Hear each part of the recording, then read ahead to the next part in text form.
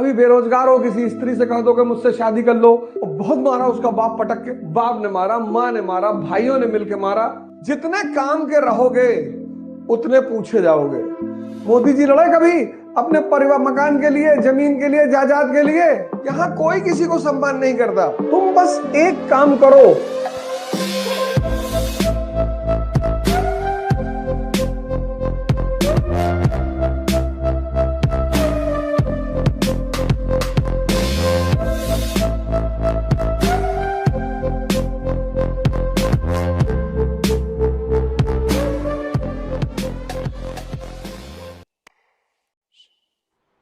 जय हिंद फ्रेंड्स। उठ जाग मुसाफिर भोर भई, अब रैम कहां तुम सोवत है। जो सोवत है सो खोवत है, और जो जागत है सो पावत है। जागना ही है, बस जागना ही है। जीवन का एक इतना महत्वपूर्ण शब्द है जागना। जीवन का एक महत्वपूर्ण शब्द है जागना। भागना नहीं है, जागना है। ये सब नियम है। यहां कोई किसी के लिए बिना मतलब को कुछ भी नहीं करता। देखो, अभी तुम्हारी समाज में यूटिलिटी नहीं है। अभी तुम मात्र एक छात्र हो, प्रतिस्पर्धी हो, कॉम्पिटिटर हो। होली आ रही है, कोई एक मिठाई खिलाने वाला तुमको नहीं है, और जाओ इस वक्त अफसरों के घरों पे।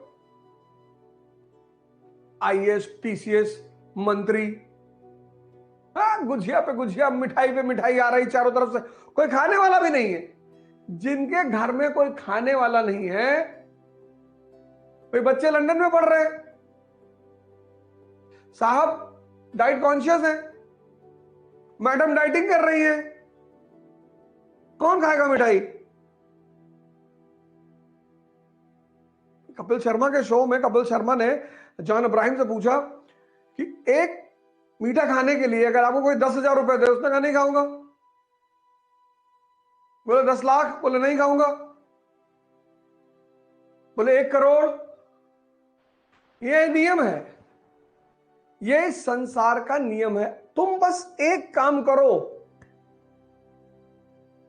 तुम्हारी जिंदगी इतनी महान हो जाएगी कि तुम अंदाजा नहीं लगा पाओगे। तुम जागो, तुम कहोगे मैं तो जागा हूं। अरे ये दो आंख खुलना जागना नहीं है। तुम जागो और देखो।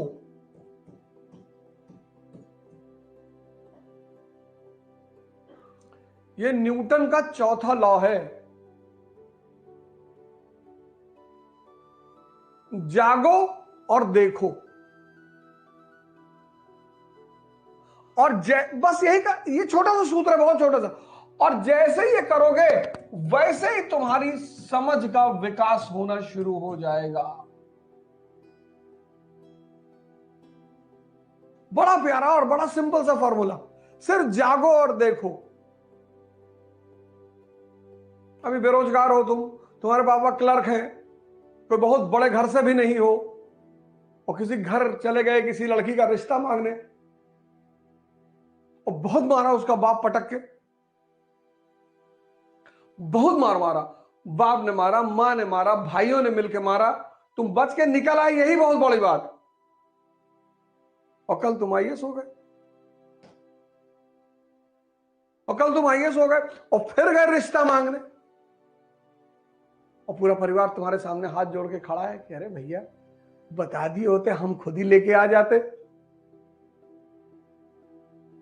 और तुमने कहा कि आपकी तो 2 बेटी है। हाँ, उन्होंने कहा 2 है, तुम दोनों से कर लो, दोनों से करोगे, दोनों से करो। राजा महाराजा तो 2-3 करते ही है भैया। देखो देखो, जागो और देखो, तुम्हारी समझ बढ़ती चली जाएगी। सिंपल, कोई किताब उताब पढ़ने की जरूरत नहीं, समझ ही तो बढ़ानी है। और जैसे तुम समझने लगोगे, समझ का एक जादू है, समझ का एक जादू है। जैसे ही तुम समझने लगोगे, पता है क्या घटेगा? बड़ी जबरदस्ती तुम्हारे जीवन में घटेगी। तुम्हारा डिस्ट्रैक्शन कम होने लगेगा।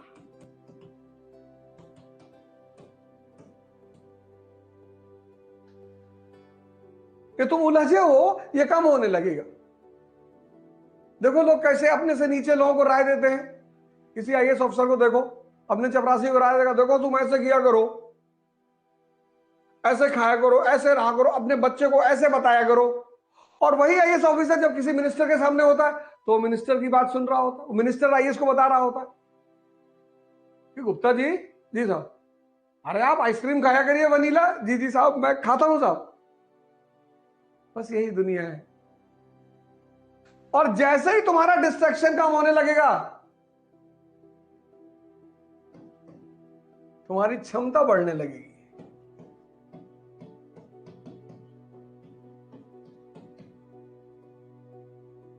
और जैसे ही तुम्हारी क्षमता बढ़ने लगेगी, तुम्हारी उपलब्धि बढ़ने लगेगी। एक स्टूडेंट है आईएएस, तो जब उसका आईएएस का इंटरव्यू आया, समय आया, तो उसकी बुआ ने अपने पैतृक मकान में क्लेम कर दिया।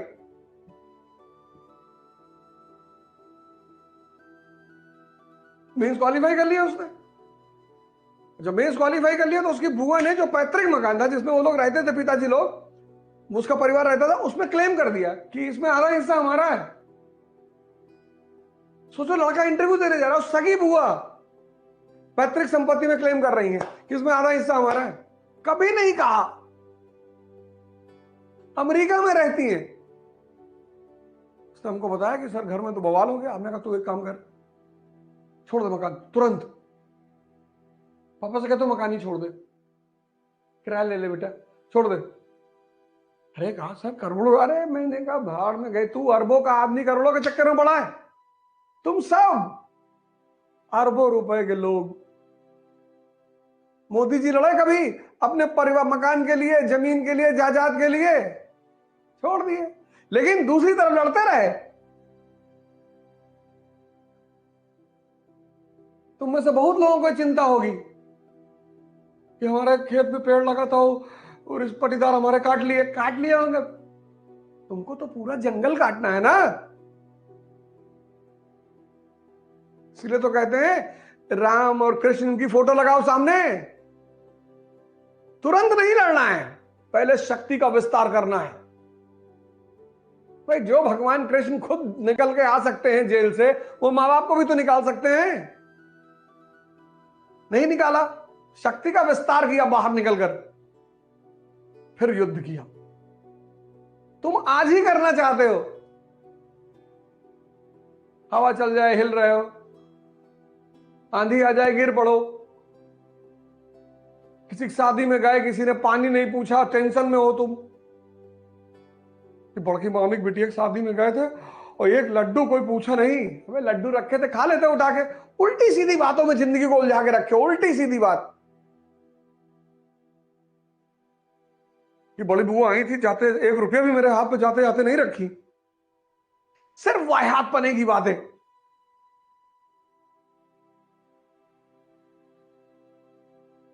कौन हो तुम? क्यों तुम्हारे हाथ पर ऊपर रखे? भगवान को चढ़ावा चढ़ता है, भिखारियों को नहीं। भगवान यानी शक्ति। इस संसार में भगवान को चढ़ावा चढ़ता है, भगवान को। भिखारियों को चढ़ावा नहीं चढ़ता। भिखारियों को दान दिया जाता है। वो जो मंदिर के बाहर लोग बैठे हैं उनको दान, जो अंदर पत्थर की मूर्ति है उसको चढ़ावा। पैसा दोनों जगह दिया जा रहा है, फर्क है, बाहर ताव में दिया जा रहा है, ये ले 5 रुपए रख ले, और अंदर झुक के दिया जा रहा है कि मालिक तन मन धन सब अर्पित तुमको। काहे मरे जा रहे हो? क्यों मरे जा रहे हो? अगर जीवन में उपलब्धि बढ़ानी है तो ये काम करो। कभी किसी रिक्शे वाले के पास खड़े हो जाओ, देखो उसे, यार इसको किसी ने कभी अपना रिश्तेदार नहीं कहा, यार इसको किसी ने होली में मिठाई नहीं भिजवाई, यार मुस्कुराओगे तुम। अभी बेरोजगार हो, किसी स्त्री से कह दो कि मुझसे शादी कर लो, कहेगी नहीं नहीं मैं तो पापा की मर्जी से ही करूंगी, नहीं तो पापा हार्ट के पेशेंट थे ना। तुम प्रयोग नहीं करते। गांधी जी ने बड़ी अच्छी बायोग्राफी लिखी, सत्य के साथ मेरे प्रयोग। तुम भी करो, कौन रोक रहा है?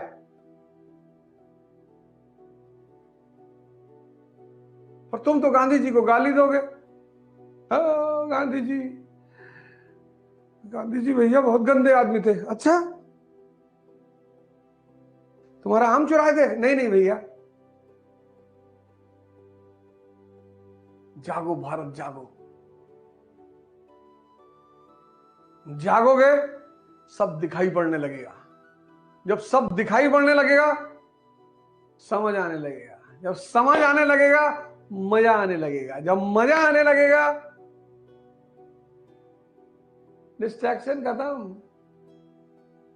अब तुम किसी शादी में जाओ, कोई तुम्हें नहीं पूछेगा, तुम कोने में खड़े रहोगे, एक मिठाई खाए, खाना खाए, चुपचाप नमस्ते किए चले गए, घर पे आके बैठ के पढ़ोगे। लेकिन अगर डिस्ट्रैक्ट हो गए तो रात भर से कॉपी में गोदागादी करोगे। जीवन में समझना ही तो है। सारा जीवन दो चार शब्दों पे टिका हुआ है। एक शब्द है समझना,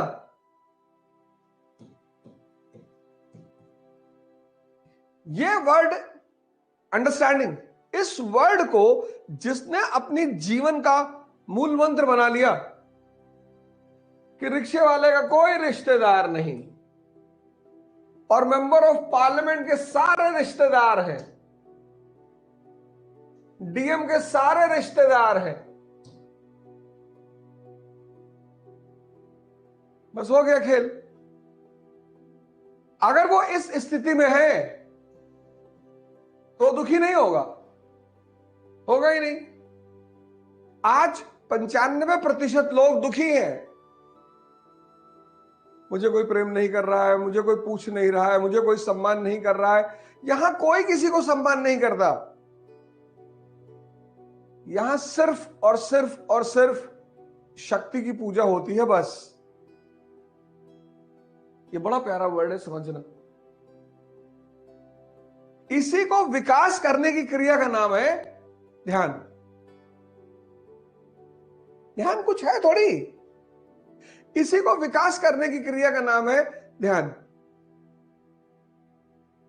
दूसरा वर्ड है इंटरेस्ट।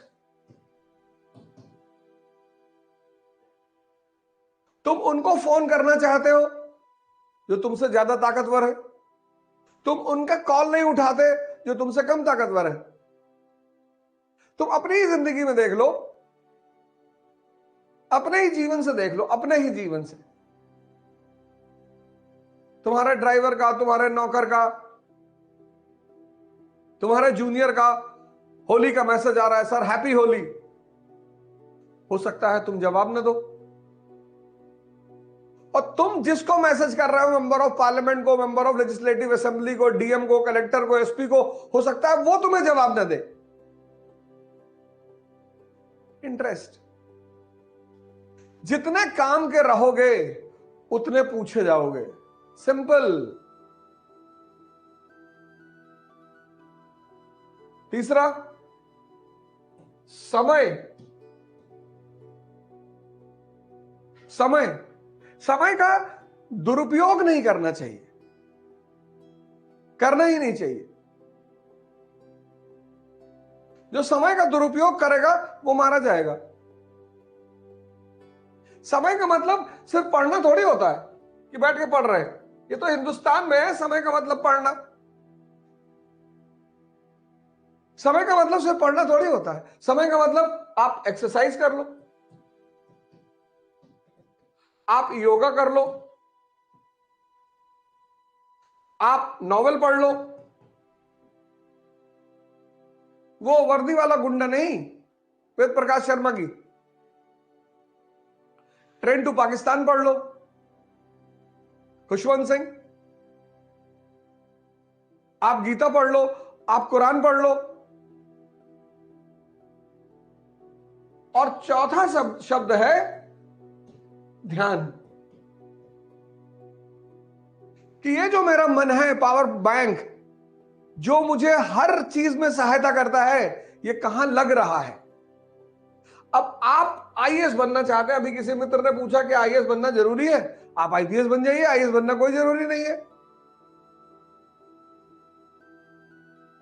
जीवन की में जरूरी है सार्थकता। आईएएस, आईपीएस, एमपी, एमएलए, जीवन में जरूरी है सार्थकता। ये 4 शब्द अगर आपने अपनी डायरी में लिख लिए और चारों को अपने जीवन का केंद्र बिंदु बना लिया,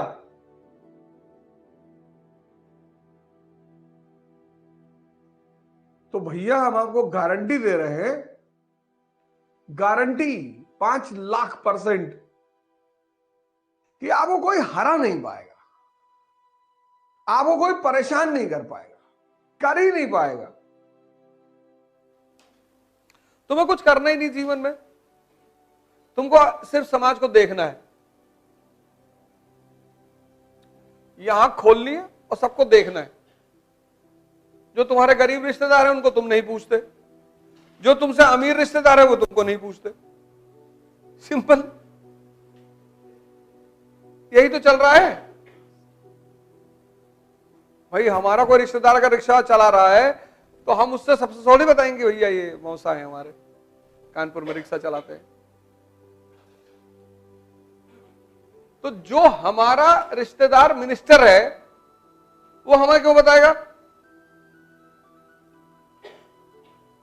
तब हम कहते हैं कि घमंडी है, पहले भीख मांगते तो मंत्री हैं, अब देखो हम नहीं जानते क्या? सब जानते हैं इनके बारे में। अबे तो तुम भी तो घमंडी हो, तुम कौन सा अपने नीचे वाले को एंटरटेन करते हो? और सब यही करते हैं। कौन नहीं करता है? जो नहीं करता है वो भगवान है। अभी तो सुदामा वाला प्रसंग इतना सुनाया जाता है क्योंकि ये भगवत्ता के लक्षण हैं। देख सुदामा की दीन दशा, करुणापति के करुणा कर रोए, कपड़ा फटा है, सुदामा को देख के अपनी बीवी के सामने और जाके पकड़ ली। आदमी डिस्टर्ब, कौन है? हटाओ उसको, बाहर भागो। तुम जिससे अपना संबंध जोड़ते हो वो तुम्हारा स्टेटस बताता है।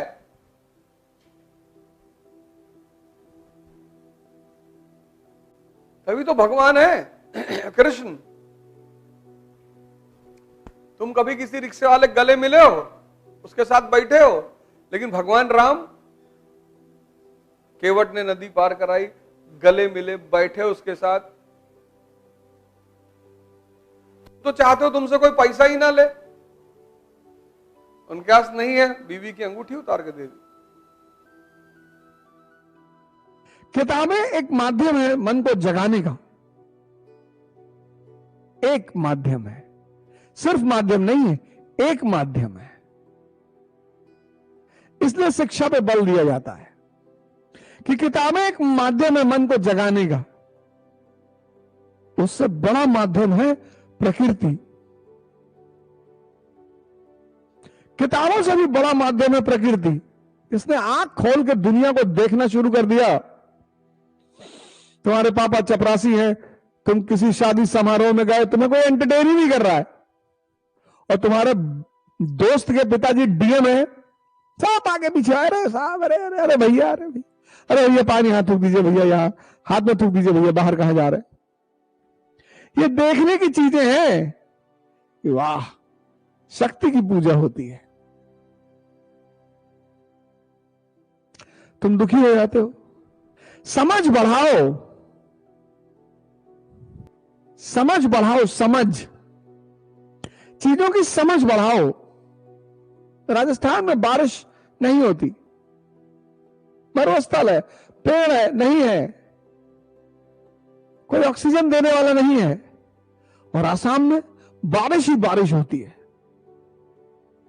जिसको देना आ गया उसको मिलने लगा। कबीरदास देख के ही तो दुआ लिख रहे हैं। कौन सा Saint Joseph, Saint Anthony Oxford Philadelphia में पढ़े हुए हैं? समझ बढ़ाओ, समझ।